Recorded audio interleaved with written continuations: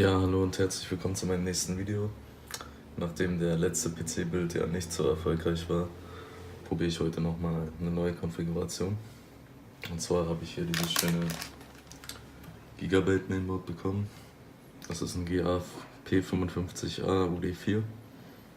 Mit dabei ist ein Intel i7 860 mit 2,8 GHz. Ist jetzt nicht der stärkste, aber sollte ausreichen. Dann dazu gibt es 2x4 GB DDR3 RAM von Team Group, 1333 MHz, 500 GB Festplatte SATA von HGST, was das auch immer für ein Hersteller sein mag, Boxit-Lüfter, Gehäuselüfter und der letzte Versuch mit der R7 die ja bekanntlich schon einige Probleme gemacht hat bei den letzten Boards.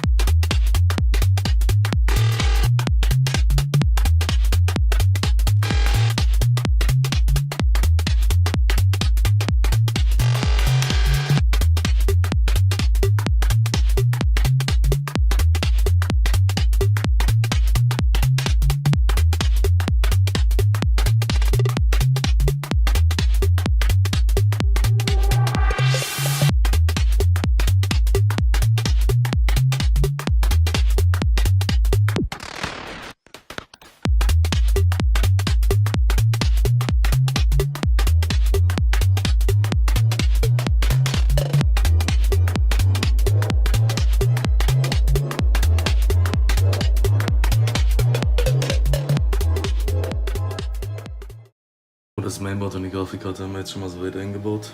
Das bleibt natürlich nicht so, das ist jetzt nur erstmal testweise, um zu gucken, ob das Mainboard die Grafikkarte jetzt mal erkennt.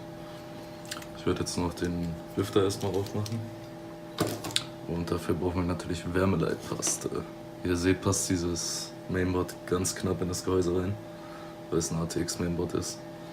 Aber es hat ja noch gerade so gepasst, also dürfte das kein Problem sein.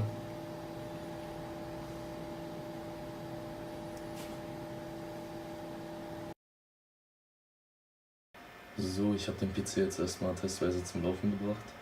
Musste jetzt nochmal den Arbeitsspeicher umstecken, weil er den auf den anderen Bänken nicht erkannt hat. Ich habe jetzt erstmal die eine Bank belegt. Wie ihr seht, habe ich die andere Grafikkarte wieder drin. Weil jetzt glaube ich schon wieder Probleme gehabt mit der anderen. Das werde ich später aber nochmal ausprobieren.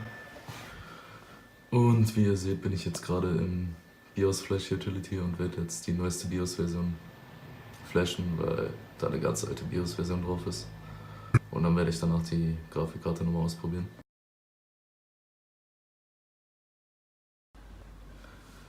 So, um das BIOS runterzuladen, bin ich jetzt erstmal an meinen Laptop gegangen und bin jetzt auf der Gigabyte-Webseite. Und da werden wir jetzt mal das Mainboard suchen. So, den Namen habe ich mir aufgeschrieben. Das ist das GA P55A UD4.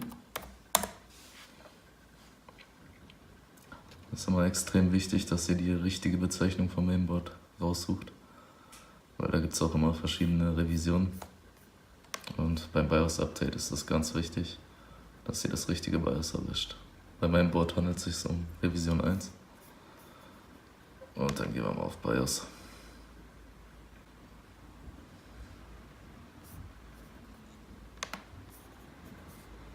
Ja, jetzt kommen die ganzen Mails hier. So, die aktuellste Version F15. Auf dem Mainboard ist aktuell F3 drauf. Das ist wahrscheinlich noch das originale BIOS. Dann werden wir das auf jeden Fall mal aktualisieren. Das sollte man eigentlich immer machen, gerade wenn man neuere Hardware verbaut, um sicher zu gehen, dass die auch wirklich unterstützt wird. Sei es CPUs oder Arbeitsspeicher. Da kann ein neues BIOS nicht schaden. So, das BIOS haben wir jetzt runtergeladen. Jetzt habe ich hier meinen Windows-Stick und da werde ich das draufpacken und dann werden wir es flashen.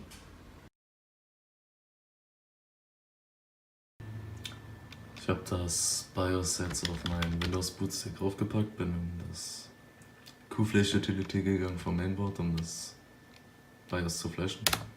Dann gehen wir jetzt in den BIOS-Ordner rein. Und da ist die neue BIOS-Datei. Jetzt überprüft er die nochmal, ob die auch zu dem Mainboard passt. Jetzt fragt er nochmal, bist du dir sicher? Und auf geht's. So wie wir sehen, lebt das Mainboard noch. Also haben wir es mit dem BIOS-Update nicht zerschossen. Das finde ich auf jeden Fall schon mal gut. Wie ihr seht, ist jetzt die aktuelle BIOS-Version installiert, F15. Vorher war F3. Und die CPU hat erstaunlicherweise 3 GHz statt 2,8. Das ist schon mal nicht schlecht. Ich habe jetzt auch die MSI-Grafikkarte eingebaut und wie ihr seht, es kommt ein Bild. Er hat die Grafikkarte erkannt. Das gefällt mir. So, dann werden wir jetzt aus dem BIOS rausgehen. Ja.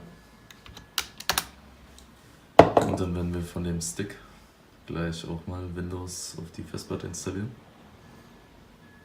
Und dann schauen wir mal, was der PC so kann. Also Windows ist jetzt installiert. Ich habe auch schon mal einen Grafiktreiber installiert. Wie wir sehen können, wird auch alles erkannt.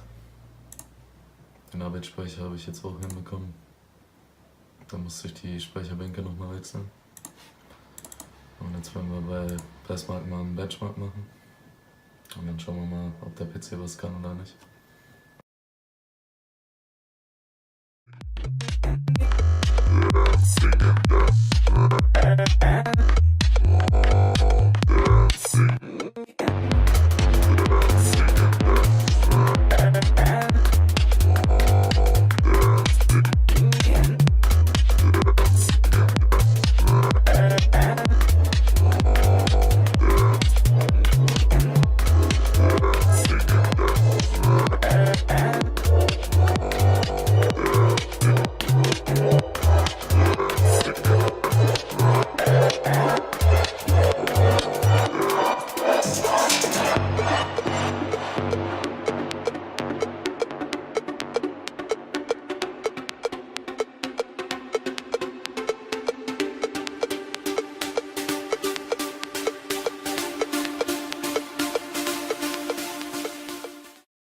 Passmark ist jetzt durchgelaufen, der PC ist nicht abgestürzt, also sollte das 350 Watt FSP-Netzteil ausreichen. Das ist nicht schlecht, aber es ist eigentlich relativ unterdimensioniert.